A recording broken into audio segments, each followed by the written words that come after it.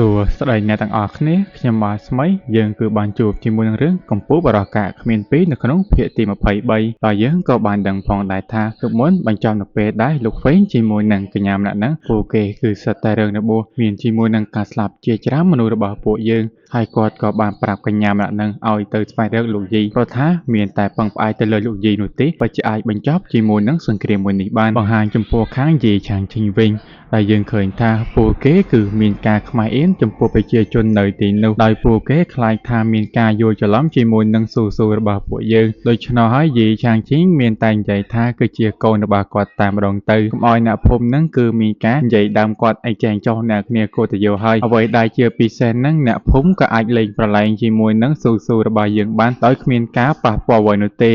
មើលទៅរឿងមួយនេះអាចធ្វើឲ្យយីឆាងឈីងរបស់យើងគឺលែងសូវខ្វាយខ្វល់ពេកហើយកុំឲ្យថាមានការយល់ច្រឡំកាន់តែច្រើនយីឆាងឈីងរបស់យើងក៏បានជួបជាមួយនឹងកញ្ញាម្នាក់នោះដែលនាងឥឡូវនេះអេដមីនចាំឈ្មោះហើយនាងឈ្មោះថាឈីលូឥឡូវនេះពួកគេក៏បានមកអង្គុយនិយាយជាមួយនឹងគ្នាតែម្ដងនាងមើលទៅនេះដើម្បីសុំជំនួយពីយីឆាងឈីងដើម្បីបញ្ចប់ជាមួយនឹងសង្គ្រាមនៅភាគខាងជើងវាបានធ្វើឲ្យយីឆាងឈីងរបស់យើងគឺស្លន់ស្លោហើយតែខ្ញុំអាចទៅដោះស្រាយដោយរបៀបណាជាមួយនឹងវងបិសាចដ៏ច្រើនដូចនោះទៅស្រាប់តែគាត់ក៏បាននឹកឃើញវិធីមួយដែលគាត់ក៏បានឲ្យចំពោះកូនចៅរបស់គាត់ទាំងប្រមាណអ្នកហ្នឹងគឺដើម្បីឲ្យទៅជួយចំពោះបញ្ហាដែលកើតឡើងយីឆាងឈីងក៏បានប្រាប់ទៅកាន់កញ្ញាឈីលូផងដែរថាកូនចៅរបស់គាត់សិតតែមានសមត្ថភាពនិយាយទៅទាំងអាទី13អាធរីខ្មៅសិតតែជាកម្ពុជាអ្នកខ្លាំងតែម្ដងនៅក្នុងខាងបិសាចអាធរីខ្មៅពិតជាសមាជិកនឹងគ្រប់យ៉ាងដើម្បីជួយទៅតាមអ្វីដែលលោកម្ចាស់ឲ្យធ្វើយីឆាងឈីងក៏បានឲ្យចំពោះក្រដាសអ្វីមួយឲ្យទៅកាន់ពួកគេផងដែរប្រកាសថាក្រដាសមួយនេះពិតជាអាចជួយពួកគេបានច្រើនតែម្ដង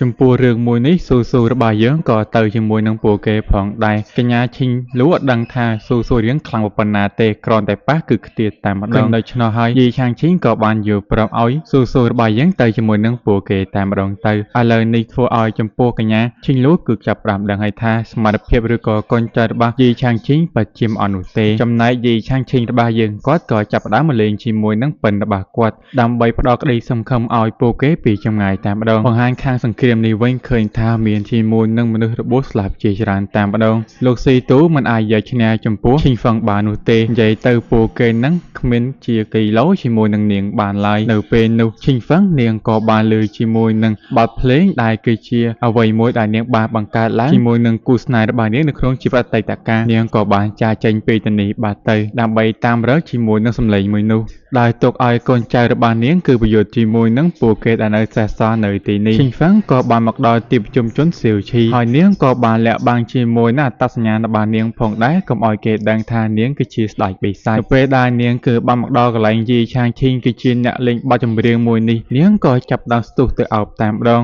ដែលនាងបាននិយាយថានៅទីបំផុតគឺនាងអាចរកឃើញគាត់វិញបាត់ហើយដោយសារតែពួកគេគឺជាអតីតគូស្នេហ៍ជាមួយនឹងគ្នាហើយយីឆាងឈីងក៏បាននឹកឃើញការចងចាំមួយនោះបន្តិចបន្តួចផងដែរវាបានធ្វើឲ្យយីឆាងឈីងក៏មានការឆ្ងល់ចំពោះខ្លួនឯងកញ្ញាពួកយើងដូចជាមិនដែលស្គាល់គ្នាទេហើយអ្វីបើជាមកអោបគ្នាបែបនេះមើលទៅវាដូចជាមិនគួរសមទេណានិយាយទៅយីឆាងឈីងរបស់យើងក៏ជាបរិសុទ្ធត្រឹមត្រូវផងដែរប៉ុន្តែកញ្ញាម្នាក់ហ្នឹងមិនក៏ស្អាតយ៉ាងនេះលោកអើយមានអារម្មណ៍ថាអៀនចំពោះនាងជាខ្លាំងពួកគេក៏ចាប់ផ្ដើមសន្ទនាជាមួយនឹងគ្នាបន្តិចបន្តួចតែម្ដងប៉ុន្តែសម្រាប់ឈីងហ្វឹងបានដឹងថាបើតាមកាយវិការនិងទង្វើរបស់គាត់គឺពិតជាដូចគ្នាជាមួយនឹងបរិមម្នាក់នោះខ្លាំងណាស់ដែលគឺជាគូស្នេហ៍អតីតកាលរបស់គាត់តែខ្ញុំភ្លេចឈ្មោះបាត់ហើយពិតជាសំទោសមែនតើអ្នកទាំងអស់គ្នាអើយយីឆាងឈីងក៏បាននិយាយជាមួយនឹងឈីងហ្វឹងផងដែរតើកញ្ញាពិតជាចង់ស្នាក់នៅជាមួយនឹងខ្ញុំមែនដែរឬទេកញ្ញានឹងពិតជាយល់ព្រមដែលនាងគឺពិតជាចង់នៅជាមួយនឹងយីឆាងឈីងដើម្បីឲ្យយីឆាងឈីងរបស់យើងនឹងគឺចងចាំពីអតីតកាលមើលទៅយីឆាងឈីងរបស់យើងពិតជាមិនអាចប្រកែកជាមួយនឹងឈីងហ្វឹងបាននោះទេអញ្ចឹងហើយគឺមានតែសម្រេចតាមនាងតែប៉ុណ្ណោះ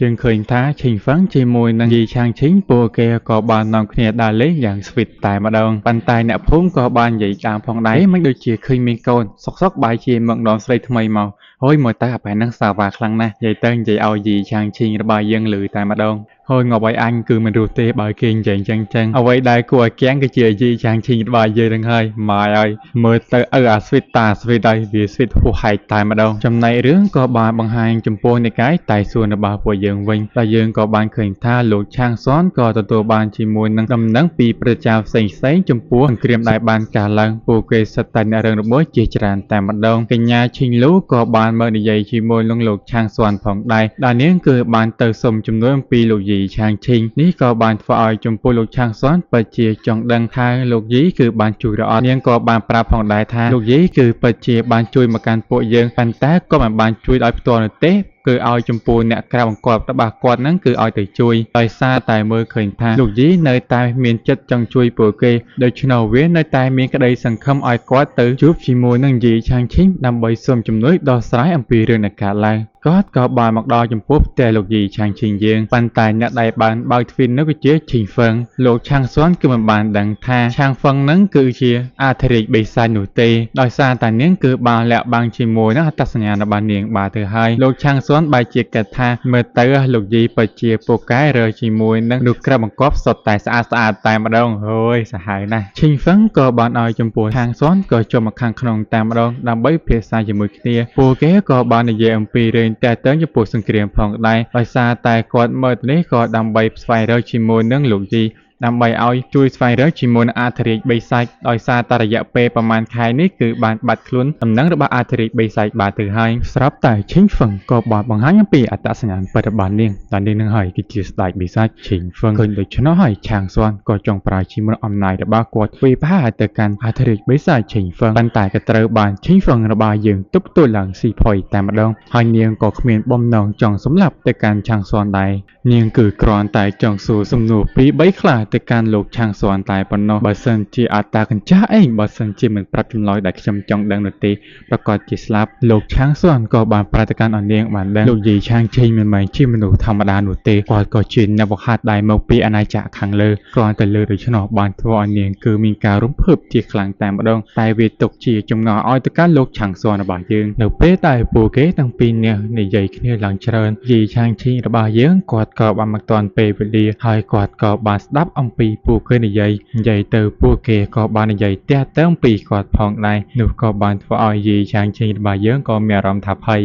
ដោយសារតែឈីងហ្វឹងហ្នឹងគឺបានចាប់ទៅគាត់គឺជាប្តីបាទទៅហើយម៉ែឲ្យអាណាមិនភ័យអ្វីដែលជាពិសេសនោះគឺជាយីឆាងឈីងដែលជាអ្នកដោះលែងនាងនេះបានធ្វើឲ្យលោកឆាងស៊ွန်កំពុងតែឆ្ងល់តើលោកយីគាត់កំពុងតែចង់ធ្វើអ្វីឲ្យប្រកាសហើយអ្វីបែរជាបានធ្វើឲ្យមានសង្គ្រាមមួយនេះកើតឡើងលោកឆាងស៊ွန်គាត់រត់ចេញមកក្រៅផ្ទះក៏បានជួបជាមួយនឹងយីឆាងឈីងរបស់យើងតែមើលទៅពួកគេទាំងពីរនាក់មានអារម្មណ៍ថាខ្មាស់អៀនគ្នាទៅវិញទៅមកបន្តិចបន្តួចផងដែរប៉ុន្តែវានៅតែធ្វើឲ្យលោកឆាងស៊ွန်កំពុងតែឆ្ងល់តើលោកយីគាត់ចង់ធ្វើអ្វីឲ្យប្រកាសទៅចំពោះបញ្ហាដែលកើតឡើងមួយនេះប៉ុន្តែមើលទៅយីឆាងឈីងរបស់យើងកំពុងតែងាំងឆាងហ្វឹងក៏បានប្រតិកម្មយីឆាងឈីងខ្លួនមានភារកិច្ចបន្តិចបន្តួចទៅនោះមួយផ្លែតប៉ុន្តែយើងក៏មើលលោកឆាងស៊ွန်បែរជាយល់ថាតើលោកយីរៀបផែនការដើម្បីឲ្យចំពោះស្ដេចបិសាចរៀបចំគម្រោងអ្វីមួយបន្ទាប់មកគាត់ក៏ឲ្យសង្គ្រាមនេះកើតឡើងហើយគាត់ក៏បានបញ្ឈប់ដើម្បីឲ្យវាខ្លាចជាសន្តិភាពនិយាយទៅលោកយីពិតជារៀបចំបានផែនការល្អ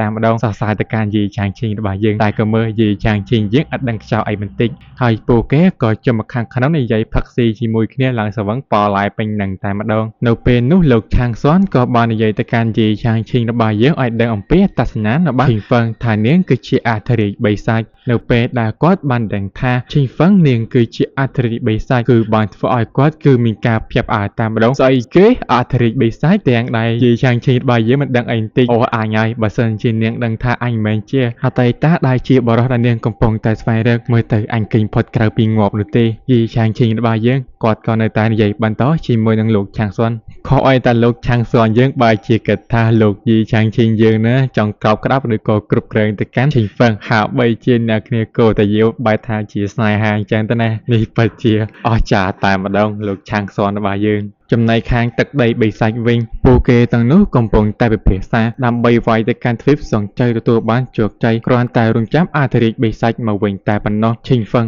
នាងក៏បានមកដល់ហើយក៏បានប្រាប់ទៅកាន់ពួកគេអំពីសង្គ្រាមមួយនេះព្រោះថានាងគឺបានជួបជាមួយនឹងអធិមនុស្សដែលពួកគេពិតជាមិនទាន់អាចវាយឈ្នះបានទេដូច្នេះពួកគេត្រូវតែផ្អាកបណ្ដោះអាសន្នហើយប្រើជាមួយនឹងច្បាប់គឺឈប់ប្រយុទ្ធគ្នាហើយពួកគេត្រូវតែរក្សាសន្តិភាពធ្នាប់ហើយមិនត្រូវវាយប្រហារគ្នាទៅវិញទៅមកដោយនាងនិយាយកុហកទៅកាន់កូនចៅរបស់នាងហើយឲ្យពួកគេត្រឡប់ទៅកាន់ណានលីងវិញនៅពេលដែលពួកយើងមានកម្លាំងគ្រប់គ្រាន់ច្បាស់ថាពេលនោះពួកយើងប្រកាសជានឹងបើកការវាយប្រហារម្ដងទៀតហើយនាងក៏ចង់ចាកចេញពីនេះដោយសារតែនាងត្រូវតែបន្តការវឹកហាត់របស់នាងគឺឲ្យកាន់តែខ្លាំង តែនេះគ្រាន់តែជាល្បីរបស់នាងក៏ហក់តែការកូនចៅរបស់នាងតែប៉ុណ្ណោះនាងក៏បានចាយចេញពីពួកគេប៉ុន្តែយើងដឹងថាចំពោះបិសាចដែលជាព្រឹត្តិការណ៍មួយចំនួនពួកគេមិនព្រមនោះទេដោយពួកគេនៅតែចង់ប្រយុទ្ធយកទ្វីបសងទៅដោយពួកគេបានដឹងអំពីទីតាំងកន្លែងដែលបានបិទត្រារបស់បិសាចដ៏ខ្លាំងៗសូម្បីតែអធិរាជមនុស្សក៏ពិបាកថានឹងទប់ទល់មើលទៅពួកគេទាំងអស់នេះចាប់ផ្ដើមរៀបផែនការអាក្រក់ម្ដងទៀតហើយដើម្បីវាយមកកាន់ទ្វីបសងជ័យរបស់ពួកយើងពួកអាកូនបិសាចកតើបទាំងអស់នោះគេក៏បានយល់ស្របតាមសម្ដីរបស់ព្រះរាជាបិសាចមួយនោះពួកគេធ្វើដូច្នេះក៏ដើម្បីត្រកូលបិសាចសង្ឃឹមថាអធិរាជបិសាចពិតជាមិនខឹងចំពោះពួកយើងនោះទេអញ្ចឹងហើយពួកគេមានតែសម្រេចតាមនឹងចំណែកចំពោះខាងសម្ព័ន្ធបិសាចនេះវិញពួកគេកំពុងតែអបអរចំពោះជ័យជំនះរបស់ពួកគេហើយពួកគេក៏បាននិយាយផងដែរថានៅពេលដែលពួកគេអាចវាយទៅដល់កន្លែងសងជ័យពួកគេត្រូវតែប្រមូលយកជាមួយនឹងទ្រព្យសម្បត្តិដែលពួកគេបានបាត់បង់ពីមុនយកទៅកាន់ណានលីងវិញព្រោះថាមិនអាចនៅទីនេះបន្តយូរនោះទេវាពិតជាមានគ្រោះថ្នាក់បិសាចផ្សេងៗក៏យកព្រមខុសឲ្យតែខ្លាខ្មៅមើលទៅវាដូចជាមិនសូវចង់នោះទេឥឡូវនេះមុននឹងបញ្ចប់វីដេអូហ្នឹងខ្ញុំគឺមកសុំទោសអ្នកគ្នាដែលប្រហែលថ្ងៃហ្នឹងអត់ចេញដោយសារតែadmin ប្រឡងចប់ហើយក៏បោកផ្សំជាមួយនឹងខ្ជិលតាមម្ដងក៏តែជប់លៀងច្រើនថ្ងៃពេកឥឡូវនេះតនេះក៏មកធ្វើអ្នកគ្នាទៅហើយសង្ឃឹមថាអ្នកគ្នាមិនខឹងឬក៏ស្អប់អីទេពួកអីអាចថាវាពិតជាខ្ជិលមែនតើអ្នកអត់ប្រកែកអត់បានទេ